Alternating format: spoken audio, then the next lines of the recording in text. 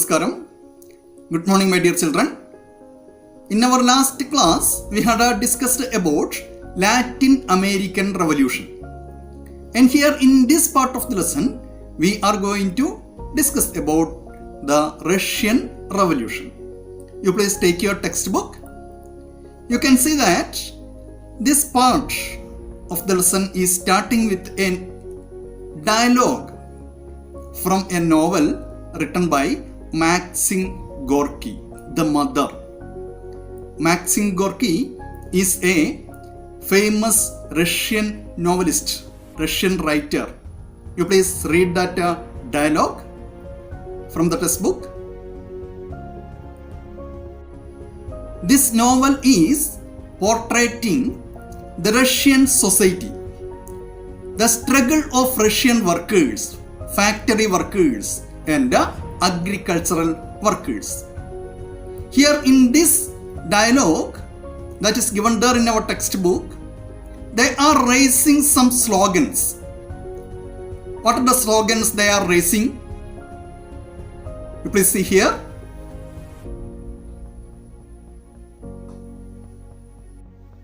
Here also we can see the influence of thinkers and writers. The influence of thinkers and writers. About the writer, the novelist Maxim Gorky we told already.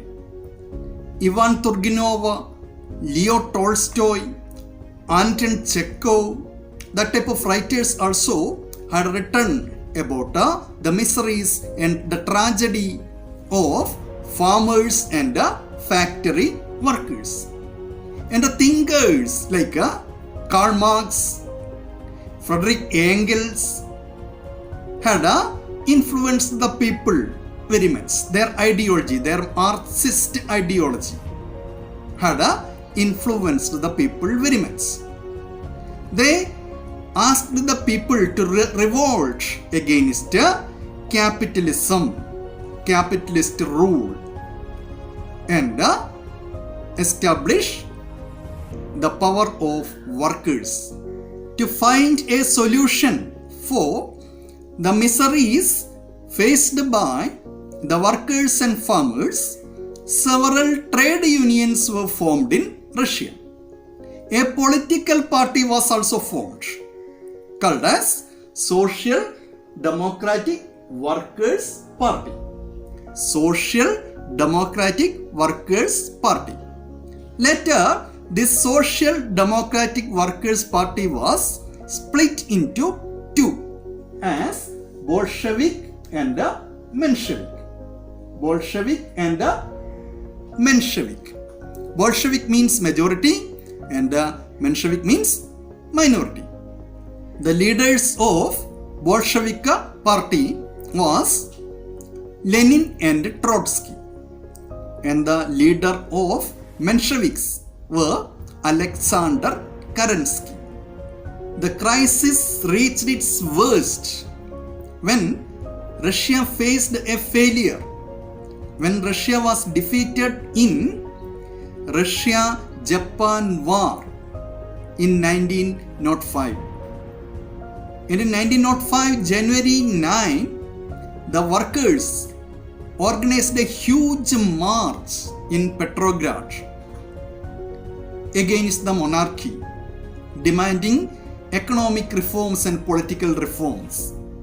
But that march was fired by the soldiers, and hundreds of demonstrators and hundreds of workers were killed.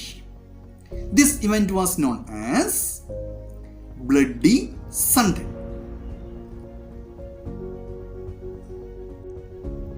Workers' organizations were formed in Russia. They were called as Soviets. They conducted strikes all over Russia. When the strike became widespread in Russia, the Emperor of Russia, Tsar Nicholas II, called the meeting of Duma. It was the parliament of Russia, or the Legislative Assembly of Russia. In Duma also, wide protest raised against the policies of the emperor. Then, by neglecting the protest of the Duma, the parliament, the legislative assembly, king decided to participate in the First World War in 1914. In the war, several soldiers of Russia were killed and a severe food shortage was experienced in Russia. And the people marched towards the streets for food.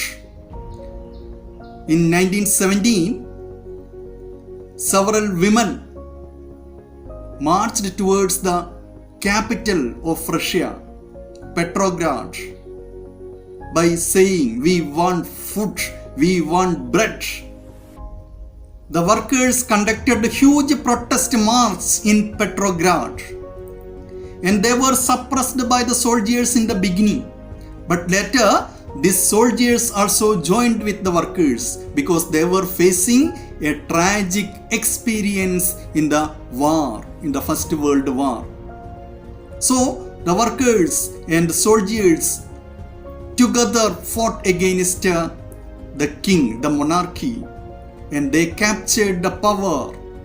They captured Petrograd, and the king, Tsar Nicholas II, was overthrown. And this event was known as February Revolution.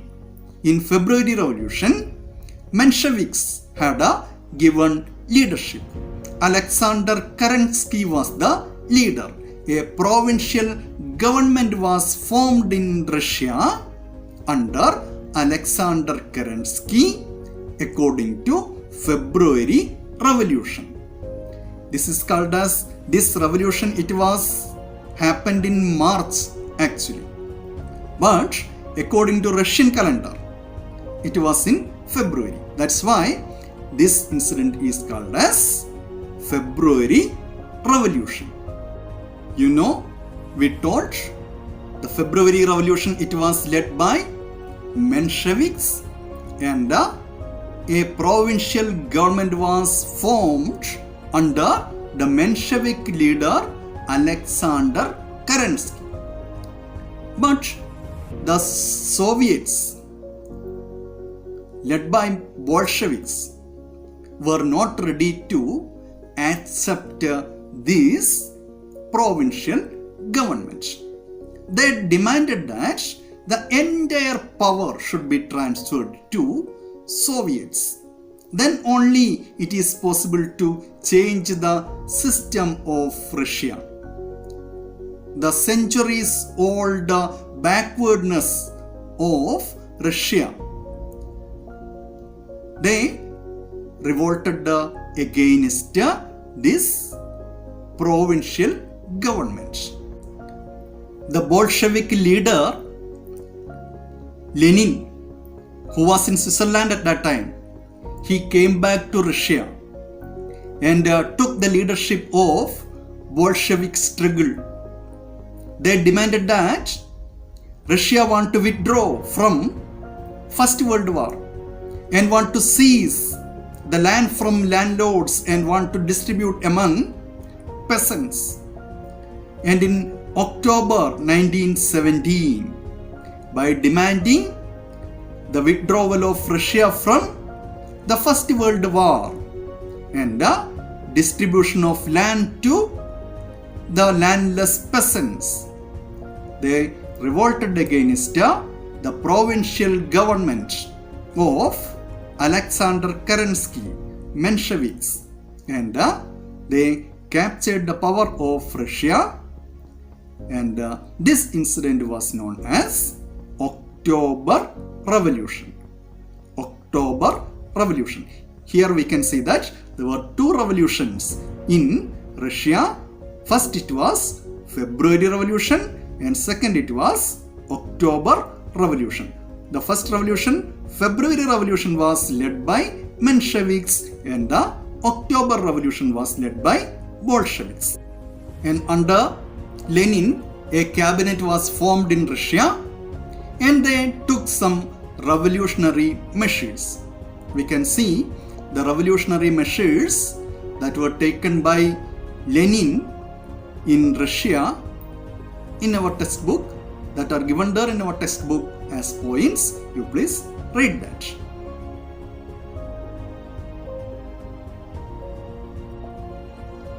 The Russian Revolution greatly influenced the subsequent history of Russia and the world.